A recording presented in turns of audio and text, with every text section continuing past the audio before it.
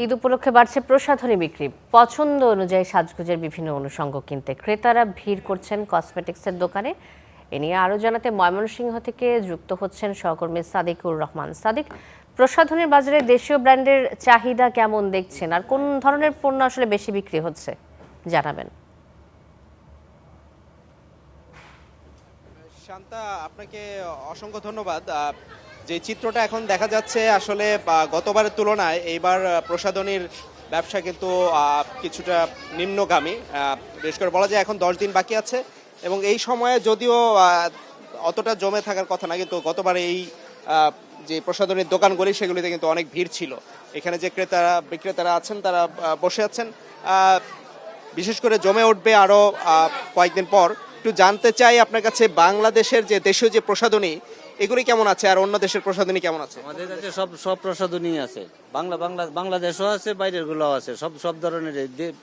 দেশের আছে লিভার ব্রাদার্সের, স্কয়ারের, আর বিদেশি হইল থাইল্যান্ডের আছে প্রোডাক্ট, ইন্ডিয়ান প্রোডাক্ট আছে, চায়নার প্রোডাক্ট আছে। কোন ধরনের প্রোডাক্টের চাহিদা কেমন এবং মান কোনটার ভালো? মান হইল ইন্ডিয়ান প্রোডাক্টের মান ভালো বেশি, ইন্ডিয়ান প্রোডাক্টগুলোই চলে বেশি। দামের তুলনায় কোনটা সাশ্রয় না হন ইন্ডিয়ান প্রোডাক্টগুলোর দাম বেড়ে গেছে এখন, কারণ এই যে এই সরকার চেঞ্জ হওয়ার পরে ইন্ডিয়ার সাথে মনে করেন এই যে একটা ভালো সম্পর্ক ছিল না, এই কারণে ইন্ডিয়ান প্রোডাক্টগুলোর দাম বেশি। এমনিতে অন্য সময় কেমন? অন্য সময় আরো কম ছিল, এখন হইল ইন্ডিয়ান প্রোডাক্টের দাম বেশি। চায়না প্রোডাক্ট কেমন? চায়না প্রোডাক্টও ভালো, খারাপ না, চায়না প্রোডাক্টও ভালো, এমনি প্রোডাক্ট ভালো কিন্তু দামও কম আছে। জমে উঠবে কতদিন পর? জমে তো উঠার সময় এখন চলতেছে অলরেডি, কিন্তু আমাদের বেচা কিনা নাই।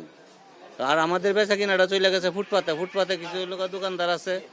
ধন্যবাদ। আসলে যেটা বলছিলেন যে এবার ফুটপাতে বেচা কেনাটা খুব বেশি বেড়ে গেছে, যার ফলে দেখা যায় এই দোকানগুলিতে কমে গেছে। কিন্তু আবার আরেকটা বিষয় যেটা বলো যে দেশীয় প্রসাধনীর চাহিদা যেমন আছে, কিন্তু তার থেকে বিদেশি প্রসাধনীর প্রতি মানুষের বেশি ঝোঁক। যদিও এবার ইন্ডিয়ান প্রোডাক্টের দাম গতবারের তুলনায় একটু বেশি, সেটাই বলছেন। চায়না প্রোডাক্টেরও কিন্তু এখানে অ্যাভেলেবেলিটি আছে।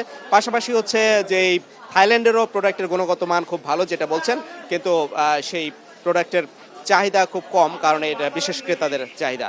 তো এই ছিল এখান থেকে সবশেষ তথ্য।